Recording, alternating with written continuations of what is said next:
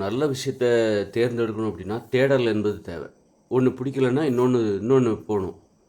ம் அந்த மாரி இப்போ வந்து ஒரு புடவ எடுக்குறீங்க, நல்ல புடவ எடுக்குறீங்க அப்படின்னா, ஒரு பட்டு சேலை எடுக்க போறீங்க. பட்டு சேலை எடுக்க போணும்னா 4 கடை ஏறி இறங்கணும்.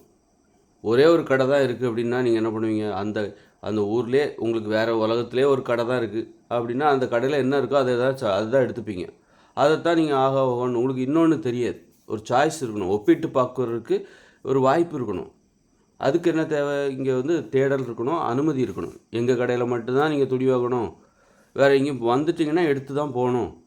அப்படின்னு நீங்க வந்து ஓ! ஆமால்ல, ஆமா. நீங்க சொல்றது சரிதான். அப்படின்னு இவங்களும் ஏத்துக்கிறாங்கன்னு வச்சுக்கங்க. அப்ப அந்த கடையில என்ன துணி இருக்கோ அத நீங்க எடுத்து தான் ஆவீங்க. அதுதான் சிறந்ததுன்னு வேற நெனச்சுப்பீங்க. அதிலே தான் உங்க மனசும் போகும். வெளியவும் முடியாது. அப்படி ஒரு சட்டம் இருக்குங்க.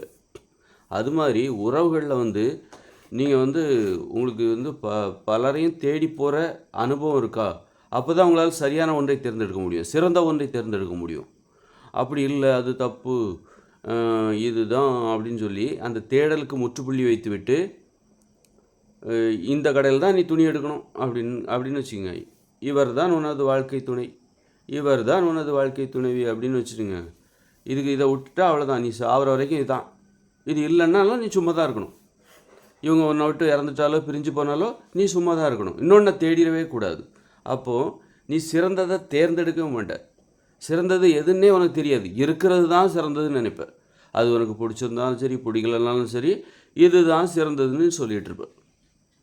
அப்போ என்ன ஆகும் அப்படின்னா, ஒரு அருவருப்பான ஒரு மனப்பான்மை வந்துவிடும். இருப்பதை சிறந்தது என்று தேர்ந்தெடுக்கின்ற தேடல் இல்லாமல், இது இல்லன்னா இன்னொன்னு பலதையும் தேடி பார்க்காம இதுதான் சிறந்தது, இதுதான் சிறந்தது. எப்படி சிறந்ததுன்னு சொல்ற?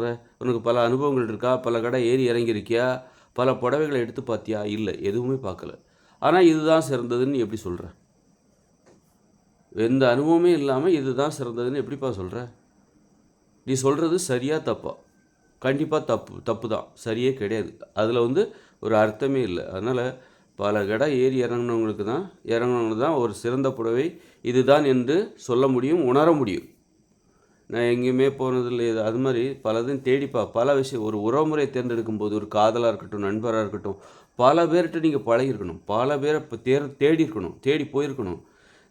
பல பேர்ட்ட பழகிட்டு, அப்புறமா இது சரியில்லன்னு விட்டு விலகி வந்திருக்கணும். வந்துட்டதுக்கு அப்புறமா, ஓகே இதுதான் சிறந்தது. அந்த பலரோட ஏற்பட்ட அனுபவத்தோட ஒப்பிட்டு, அந்த பலரையும் ஒப்பிட்டு பார்த்து, இதுதான் சிறந்தது என்று உங்களால் ஏற்றுக்கொள்ள முடியும். உங்களாலேயே ஏற்றுக்கொள்ள முடியும். இல்லன்னா உங்களுக்கே குழப்பம் இருந்துகிட்டே இருக்கும். நாம தேர்ந்தெடுத்தது சரியா? தப்பா? அப்படிங்கிற குழப்பம் உங்களுக்கு இருந்துகிட்டே இருக்கும். அதனால வந்து அந்த உறவுகளை தேர்ந்தெடுப்பதில் பலரையும் தேடிய அனுபவம், பலரோடு பழகிய அனுபவம், பலரிடமிருந்து பிடிக்கலையா? அதிலிருந்து விடுபட்டு இன்னொன்னுக்கு போறது. அப்பதான் இத விட இது சரியில்ல அப்படிங்கும்போது இத விட சிறந்தது ஒண்ண தேடுறது. அப்படி போம்போது தான் கடைசியில நீங்க ஒரு இடத்துல நிப்பீங்க. இது சிறந்தது அப்படின்னு சொல்லி ஒரு விஷயத்த நீங்க தேர்ந்தெடுப்பீங்க. அதுதான் வந்து சிறந்தது. நீங்க சொல்றது சரியா இருக்குமே தவிர, மத்தபடி பலதையும் தேடாம, ஒண்ண நீங்க தேர்ந்தெடுத்துட்டு, அவ்வளவுதான் உங்க வாழ்க்கையிலே இதுதான் தீர்வு அப்படின்னு நீங்க இருந்தீங்கன்னா, அது சிறந்ததா இருக்காது. கண்டிப்பா அது நல்லதாவே இருக்காது. அப்படிங்கிறது தான் உண்மை.